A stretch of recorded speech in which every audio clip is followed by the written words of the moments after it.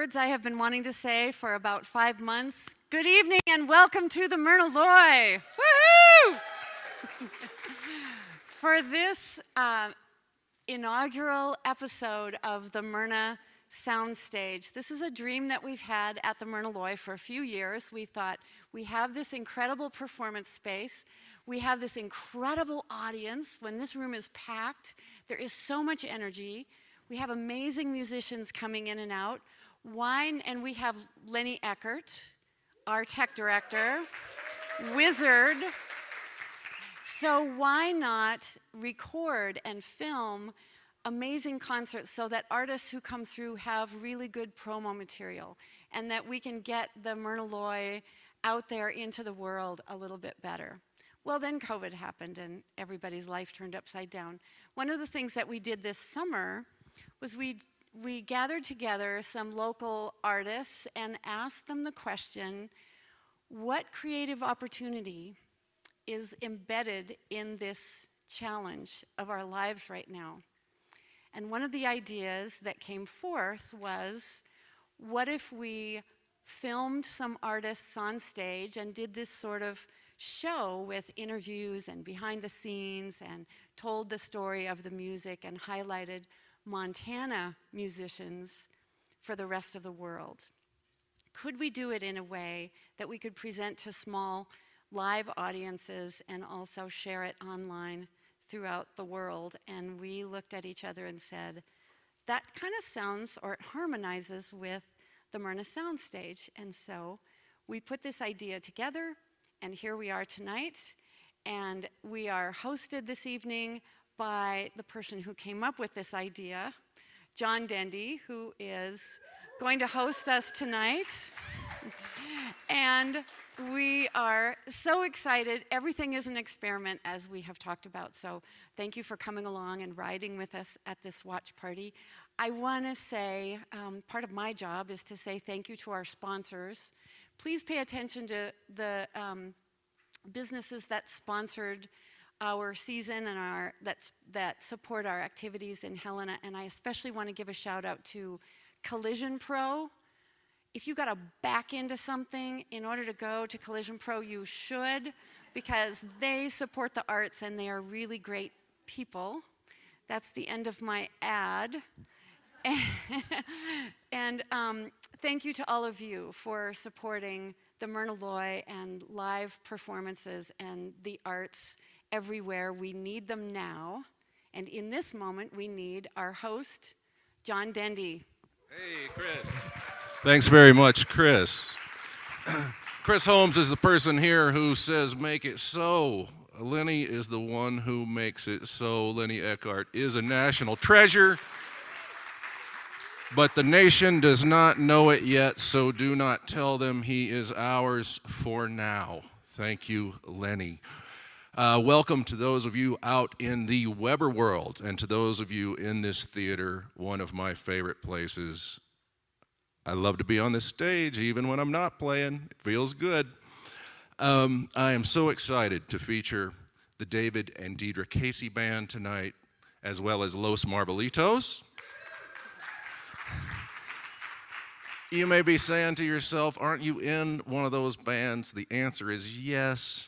It's sort of an accident. It's sort of incidental to my role tonight, but I love playing with Los Marvelitos. The sly among you have known from the start that I was going to ask you for money, and I am standing here right now unabashedly and enthusiastically asking you to donate to the Myrna Loy. The people in here bought a ticket. You can think of this a couple ways. If you're watching out there, buy a ticket. You decide what it costs, okay? If there are 2 of you in the room, multiply that by 2. If you don't have any money, just keep watching. Please, we want you to watch the show. If you have more money than a ticket costs, now is your time to tell the Myrna Loy to keep doing things like this. There's 2 parts of a budget. Expenses, we got that down. We don't need help with expenses. Over here, there's the revenue. That's where you come in. Go to themyrnaloy.com themyrnaloy.com. Themyrnaloy.com. There is a little square, it's white, upper right. It says give. That is your button. Hey, you made it through the telethon part of the show. The introduction to the introducer and the introduction and the telethon. Let's be entertained. Here is the Myrna Soundstage.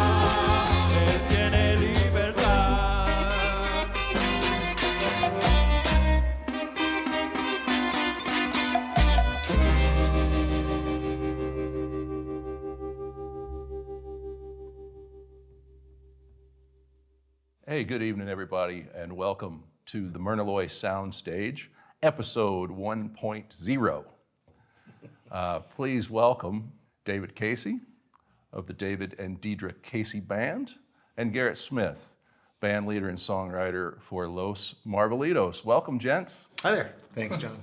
Yeah, one of you I know better than the other, so I'm happy to get to know you a little better. I know, David. this is overdue. Yeah, it really is. To me, it's tough putting yourself out there in front of people and making that decision. Most of us start doing that at open mics. I don't know if that's the case for you, but David, do you remember your first open mic? I didn't really do the open mic thing, but it was more coming out through like kind of choir and band, you know, middle school band and high school band kind of stuff to get me free of the jitters, I guess. I one time faked an illness so I didn't have to be the soloist in a church choir performance. One of my huge disappointments. I mean, why didn't I go for it? I don't know. So when you started writing your own stuff, though, you had to get out there and throw that out in front of people some way. Were you already a pro at that point? Yeah, I was born a pro. No, that's very true. There's a big difference going out there with your own material than going out there singing something in a choir. And like the real moment that happened was my dad and I used to play down at Miller's Crossing, and we would do covers and things like that. And I would slip in some originals throughout the year or two of doing that. But then there was one night he got sick, and I just kind of covered that whole night with Deidre, and that was the very first time we did. And we did some covers, but then I kind of slipped in originals, and I remember being genuinely nervous about that. And I remember thinking, no, it's a different experience. It's a higher order artistic experience, you know, to put your own stuff out there. And so you were already playing with Deidre then? Well, yeah, we met in college. Yeah. The pickup line really was something like, hey, I have a band, do you want to be in it? and you know, 8 kids later, we're doing all right. It works. Remember that line. So how about you, Garrett? Do you remember your first open mic? You know, I'm glad I had a minute to think about it, but I do. Similarly, though, I was in church choirs, school choirs, and in high school band, but I remember the first time I played out by myself.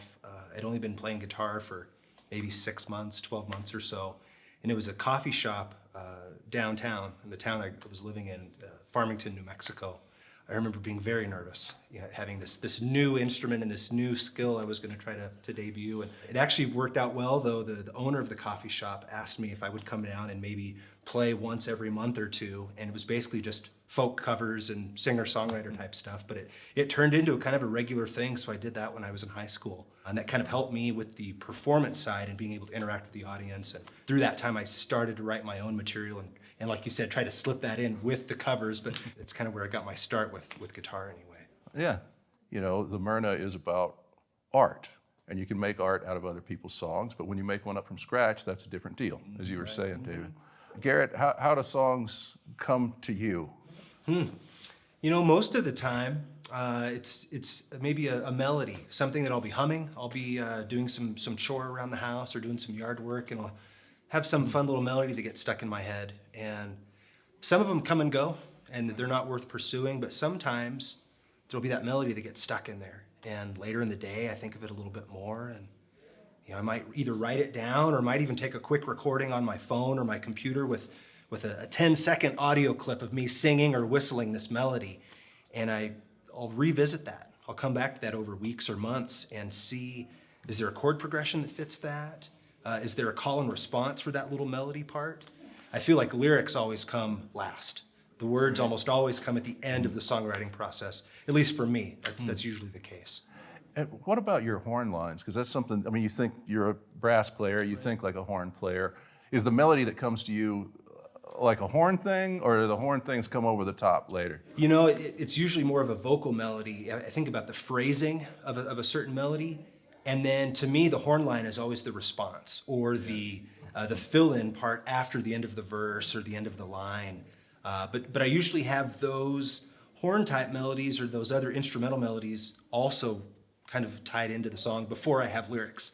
I'll have almost the whole arrangement put together and just know that my verse and my chorus are going to fit here, or my bridge. So I think of all the instrumental parts in the arrangements before I put lyrics in. Yeah. What about you, David? How do your songs start? I don't usually get the melody like just out of the ether like that, although I think that's really probably great. I mean, I wish I thought like that. And sometimes it's really bad, and I'm glad I forget them. I think it usually comes to me at the instrument, the piano or the guitar or something, and they kind of cooperate, the melody and the chord progression. I kind of keep the chords informing the melody, also informing the lyrics. So I kind of try to build it as I go all together, I suppose. But with a special emphasis on the melody, I agree. That's king for me. Yeah, I hear that in your recordings, that they're instrument based. I mean, you're sitting and playing when you're writing. Yeah, I don't think of myself as much of a melody, a singer, as I do more of a instrument guy who, you need to sing to keep it interesting.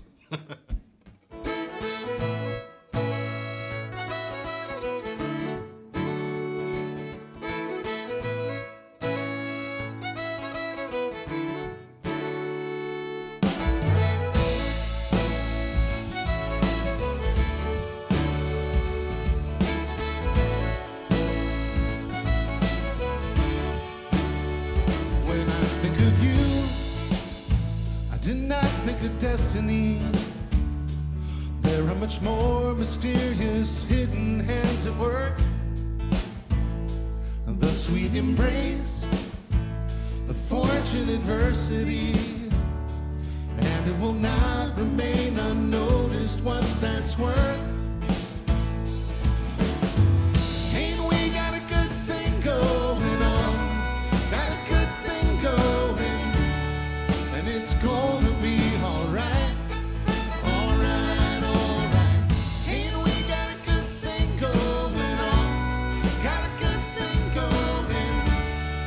It's gonna be alright, alright.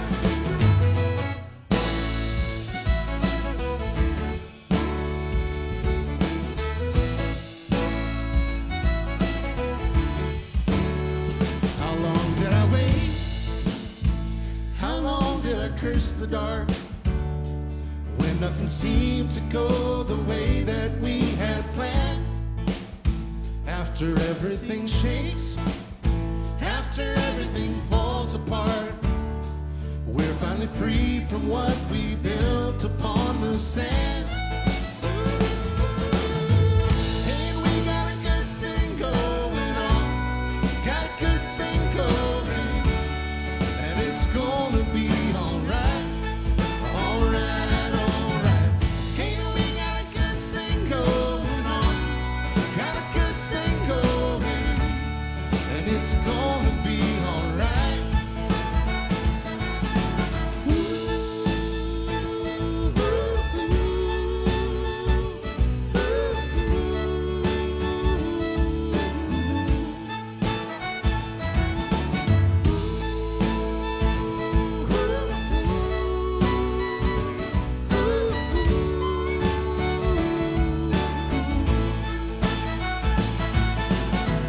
Hey, we got a good thing going.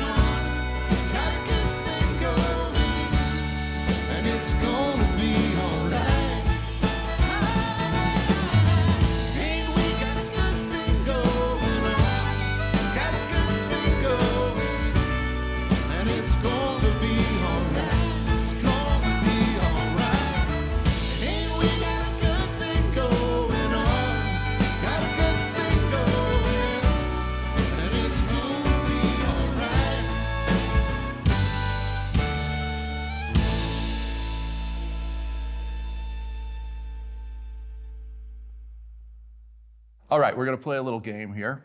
The internet says that these are called Pucara bulls.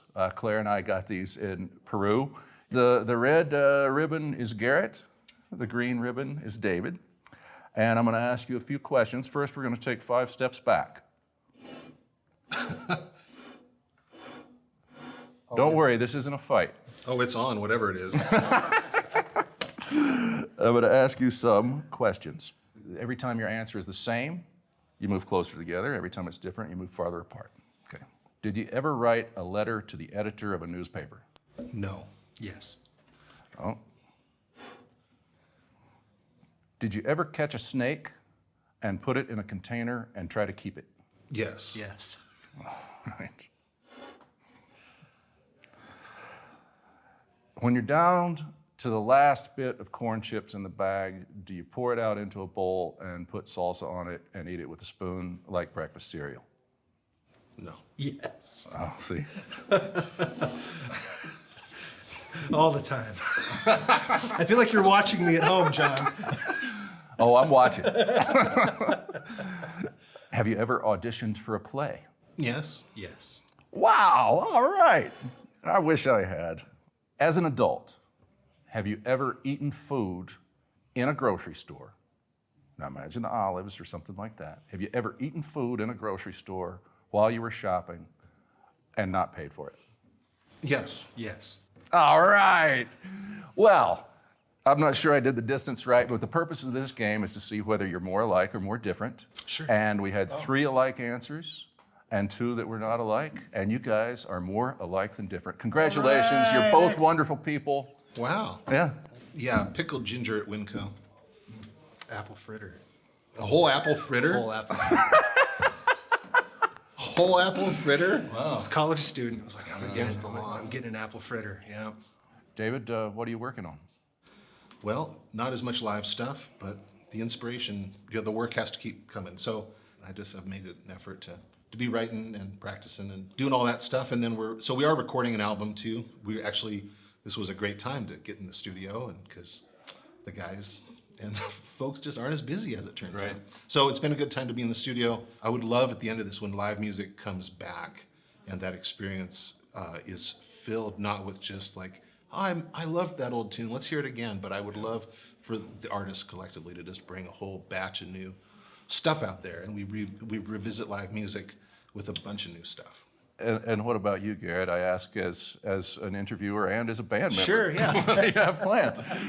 You know, I feel similarly as David. I mean, I think that this time period, the work still has to happen. So I'm still writing songs. I probably have another 6 to 8 tunes that are in process, whether halfway completed or nearly completed, and maybe even some reimagined versions of previous tunes. That's something that Justin, our trumpet player, and I have been working on. Is we're taking our first album that came out last year, and we're taking some of the instrumental parts and we're chopping them up and rearranging them with kind of an electronic cumbia and reggae kind of backing dub type album. So it's getting to reimagine and rethink my own songs again.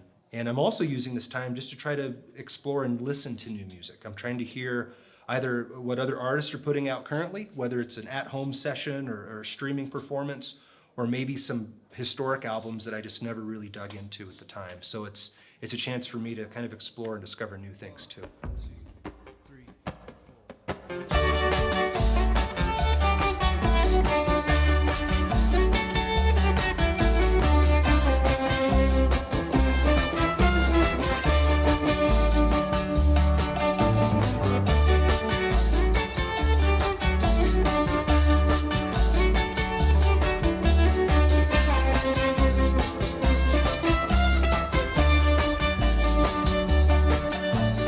Let's take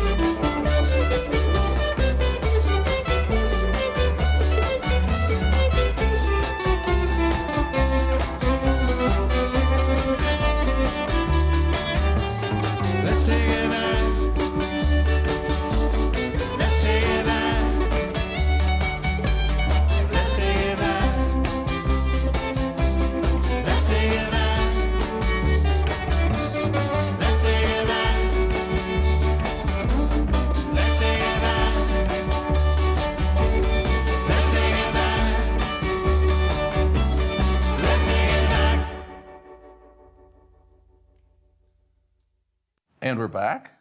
I'm here to interview the bajo quinto and the bouzouki, but I'm going to ask Garrett and David to come help me do that. Gents, back on board. That's so stupid. Thank you very much. So, these guys both play instruments that not everybody has. They don't sell them out of the Sears and Roebuck catalog. There is no such thing as a Sears and Roebuck catalog, by the way. It's like Amazon on paper for your great grandma. But I thought I'd ask them to bring down these instruments that most people don't start playing music on, and you don't see a lot of them for sale around here anyway. David, what are you holding there? Tell me about it. This is part of the mandolin family. It's an octave mandolin, or a bouzouki is kind of what I refer to it as. So, yeah, the mandolin family has, mandolin, mandocello in the middle, the bass mandolin, and it goes down from there too. I think Vivaldi and folks long ago actually composed, instead of like violin, viola, cello orchestras, chambers, they would do mandolin orchestras. So even 100 years ago, I think Bozeman, Montana had like a 100-person mandolin orchestra. I don't know if you heard this, but That sounds horrible. no, it's beautiful. It's beautiful. It's like this kind of light, airy, plucky sounding orchestra. With the full range of instruments. Right. Can you let us hear what it sounds like? Sure.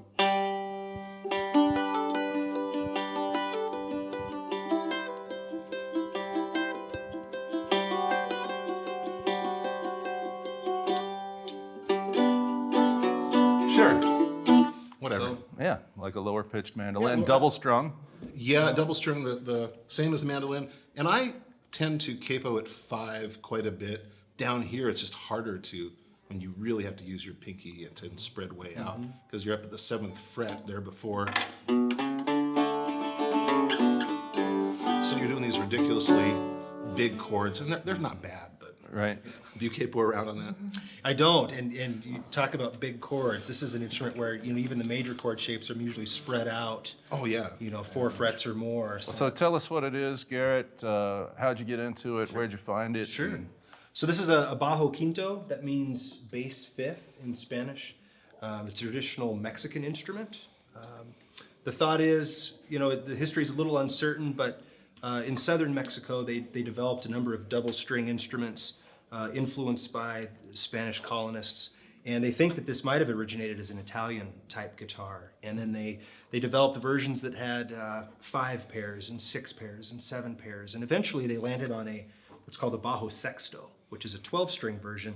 And it's got the really low bass end. So this is tuned kind of between a guitar and a bass.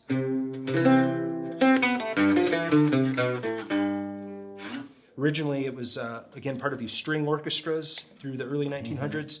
It also pairs really nicely with accordions, and there's traditional styles, particularly in northern Mexico and across Texas, where this is usually paired with an accordion. And this is more of a bass rhythm accompaniment for that.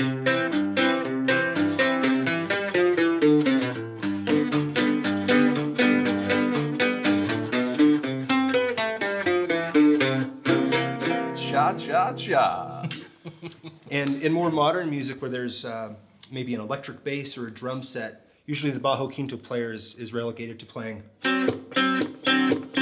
the whole song. So I tend to prefer that more traditional style where there's a bass part and there's a little more rhythmic or strumming component to it. 1, 2, 3, 4.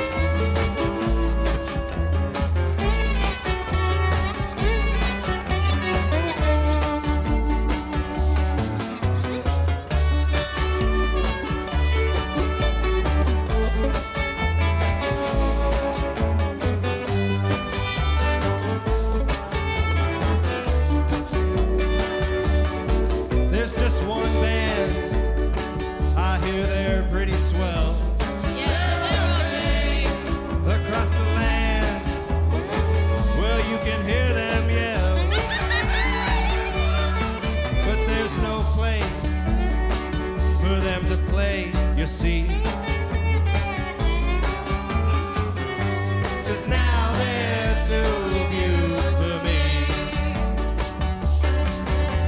You drink that dirty water and you're really singing. You've been waking up here so long that you can't go home again. You got a house up in Centerville, but you gotta fix the roof. Say the neighbors are super fine, but we both know the truth. I hope we both know the truth.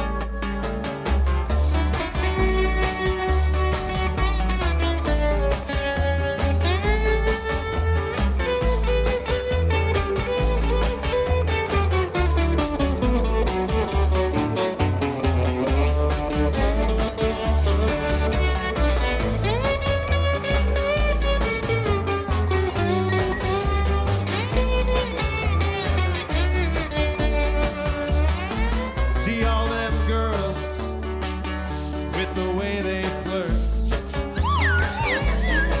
They wear their hearts right outside their shirts. If I look too long, I might start to see. Now they're too mute for me. Now they're too mute for me.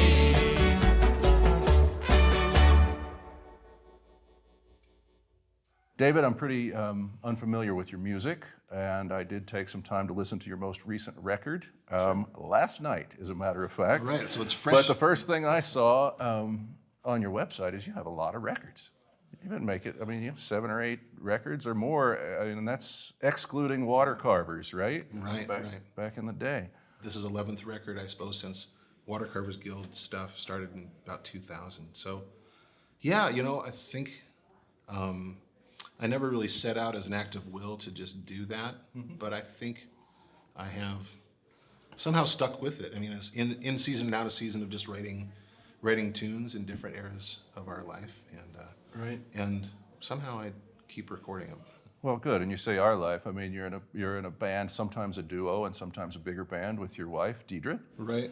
And it's kind of a muse kind of thing where, like, I don't think I would love doing music half as much if it weren't for the fact that I share that with her, you know?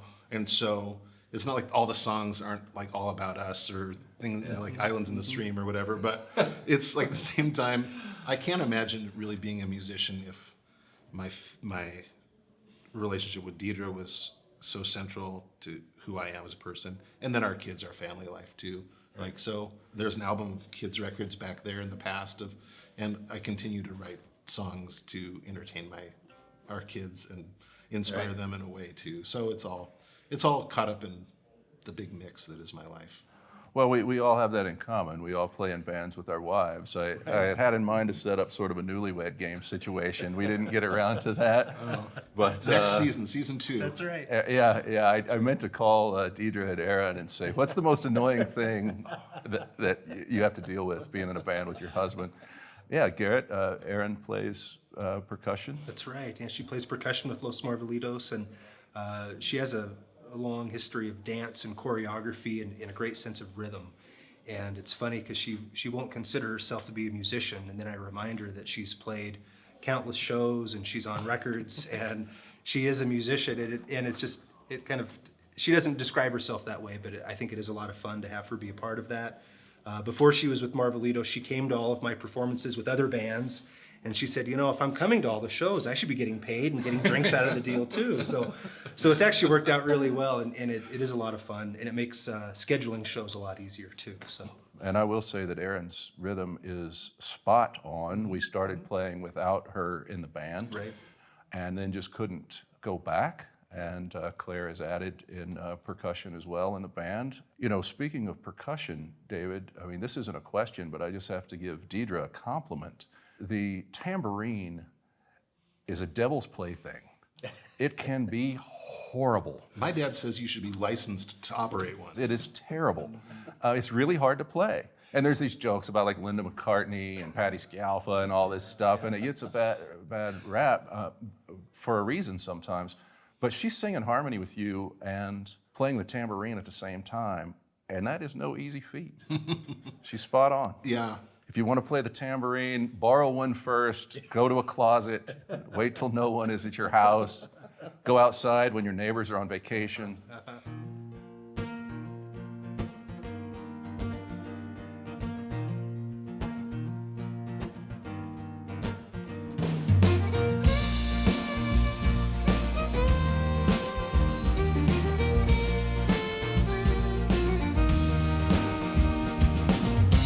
Imagine this is how it starts.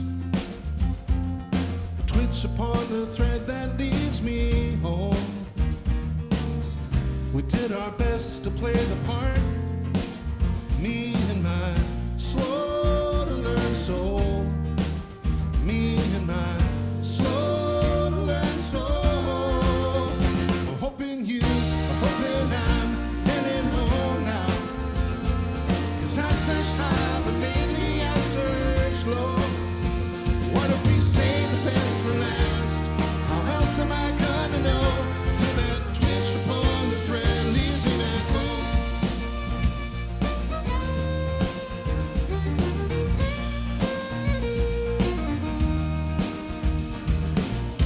Is that a lover or a thief? Through the open curtain came last night. The hook was set beyond release. Me and my slow to learn soul.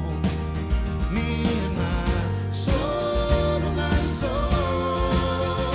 I'm hoping I'm heading home now. 'Cause I searched high, but mainly I searched low. What if we save the best for last?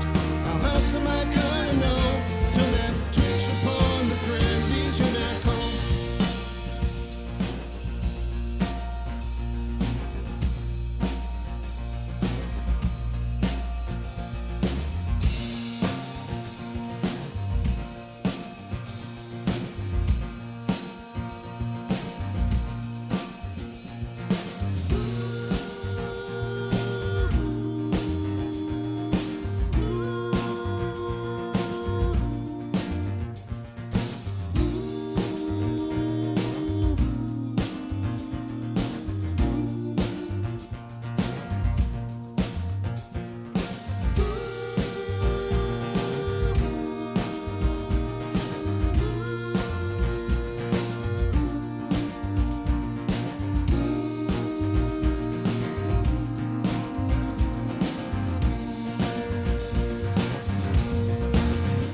Hoping I'm heading home now.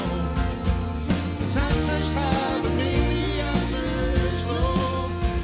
What if you save the best for last? How else am I gonna know? Till that twitch upon the thread leads me back home. Hoping I'm heading home. 'Cause I searched high, but mainly I searched low. What if we save the best for last? How else am I gonna know? Till that twitch upon the thread leads me back. Till that twitch upon the thread leads me back home.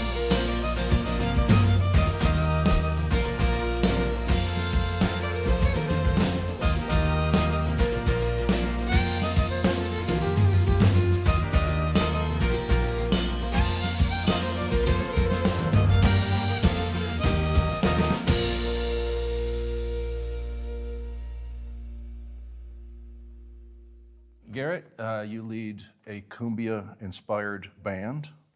That old trope. Yeah. And I say cumbia-inspired. It's not a cumbia band, but we come from there a little bit. What's your connection to Central and South America? Sure. So I grew up in southern New Mexico, about 20 minutes from Texas and 3 or 4 hours from Mexico. And I was kind of living in this intersection of country and western and rock and roll and norteño and cumbia and these styles of music coming up from Mexico and around that border area. And you just hear it around you all the time, whether it's on the radio or it's the Spanish music at church. You know, I had this exposure, and I kind of realized that the phrasing was different and the harmonies are different, and just the energy behind so many of these different styles of Latin music. I was really drawn to that. So I feel like with Marvelitos, it really is kind of a mixture of that, maybe a Western pop, country Western folk songwriting style, but with some rock and roll influence and with some Latin influence. It's not mariachi music, it's not salsa music. We're not a strict specific style or type of Latin music, because this is this broad spectrum with different instruments. So my wife and I have traveled a bit through Central America and through Mexico, and I'm always looking for CDs. I'm always trying to go to the markets, and I try to buy as much music as I can, whether it's psychedelic electric guitar music from Peru, or accordion heavy cumbia from Colombia, or different styles of almost country norteño music from northern Mexico. I love all of that stuff, and I eat it up. So then when I write songs, there's usually a little bit that's taken from each of those styles, but it's not strictly in one regional specific type of music. You've been in Montana a long time. Why are you writing in Spanish? You do some English too, but why write in Spanish, and how do you know if it's going to be Spanish or English? Right. Yeah, why? So when we talk about the songwriting discussion, I usually think of melodies and chord changes first, and as I kind of play through those in my head, I imagine the words or the syllables or those sounds that fit. And sometimes I just have the feeling that Spanish makes more sense, whether it's the phrasing of the word or the syllables, just the way it fits within the melody. It seems more natural rather than trying to force English words in, and vice versa. Sometimes I find that when I'm writing in Spanish, I'm able to say things that I wouldn't in English. I feel like I can be a little more open and be myself that way, and say things that I wouldn't normally. Wow, you can be yourself by singing in a non-native language. Right. Interesting. And as I listen to music, sometimes I realize that I'm not focused on the content of the words. It's not the meaning of the words that matter. It's more of the sound of the lyrics with the music that I'm more drawn to. That's how I listen to music. I really care about the lyrics that I write, but I really just listen to mostly to the sound of other people's lyrics, unless it's just really slow and really clear. I'm listening to the phrasing. David, I want to ask you about Little Fox, Little Bird. I was really struck by the arrangements. I mean, they're beautiful. You have a lot of instruments there. Do you write and arrange all that stuff? Yeah, there's certainly some collaboration in the studio, and a lot of ideas from the players. I didn't play everything on that. Luke Michelson played, violin, fiddle on that stuff, and Josh Levin, pedal steel, and our cello player, Katie Beckman. So she and I got together with Deidre. We kind of had like a nice trio version of all these things. Okay. Went into the studio and kind of started like, well, let's double that cello part. Let's put an octave in there. Let's throw some violin in there. And the whole thing kind of grew and arranged, kind of improvised arranged in some ways. And we were just really, really happy with the tone and dynamics of that album.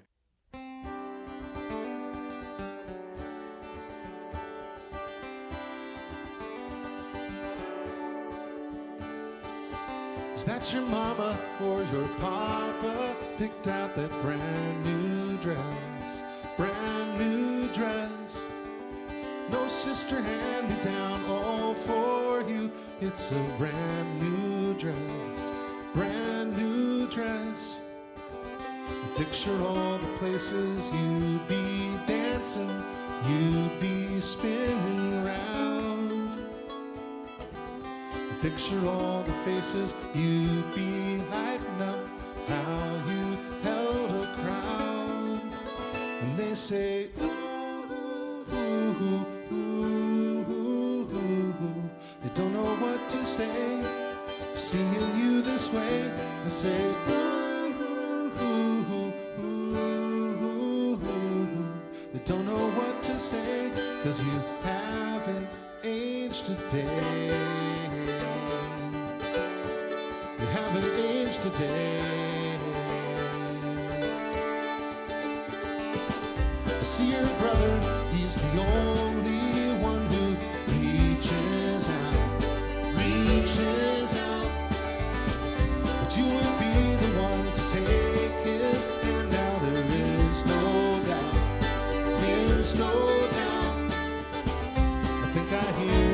music, you'd be singing now. Picture all the faces, you'd be lighting up, how you held a crowd. And they say, ooh, ooh, ooh, ooh, ooh. They don't know what to say, seeing you this way. They say, ooh, ooh, ooh, ooh, ooh. They don't know what to say, 'cause you haven't aged a day. Do you wish you had loved a little different? Do you wish you had loved a little less? Do you wish it had cost something other than the price of a brand new dress? Oh.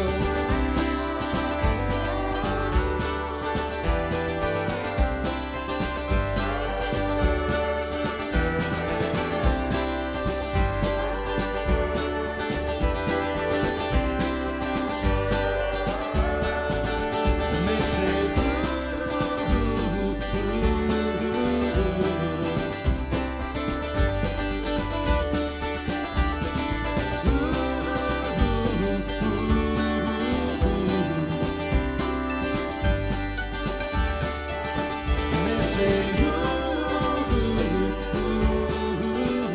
and they say, don't know what to say, seeing you this way. They say, they don't know what to say, 'cause you haven't aged a day. You haven't aged a day. You haven't aged a day.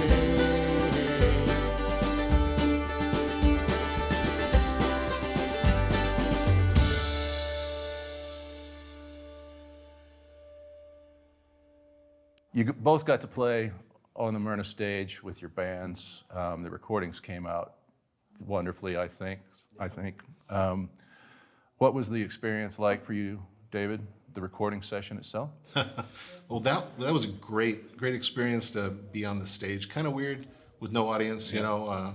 Kind of weird. That's the first time we played together in a while because everything had been shut down, you know, for a little while. So it was really just struck by the privilege it is and the total enjoyment it is to have a band come together. Oh, yeah. To sing, you know, I'm not sure how you feel about it, but to sing crap I came up with, you know, like, that's amazing. Who are those people? They're great. Right. So I'm just a lot of gratitude for the talent of those guys. Deidre and I went home and were like, those guys are just amazing folks. You know, the whole band is very good. I've never played with Josh Loveland, but to have a pedal steel player and a trumpet player, a guy play pedal steel and trumpet in the same session, and I have played with Luke, and he's one of the best multi-instrumentalists in town. I mean, he's a great bass player, and you know, he plays violin and mandolin, which is the fingering's the same, but the other hand is doing something totally different. And anyway, I was impressed.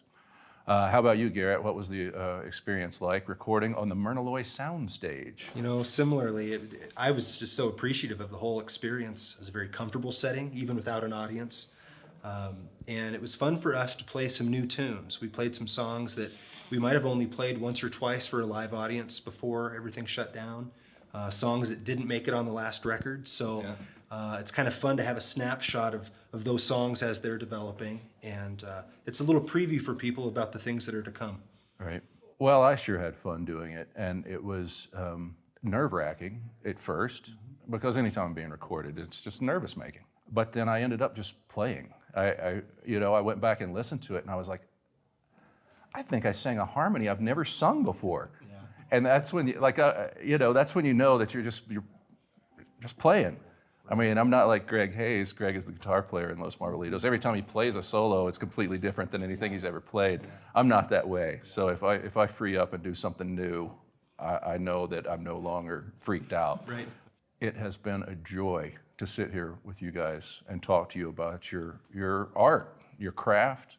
I've enjoyed sharing the laughs, and I want to thank the Myrna for having us here on the Myrna Soundstage. Yeah, thank you. Appreciate it, gentlemen. Thanks so much. Thanks.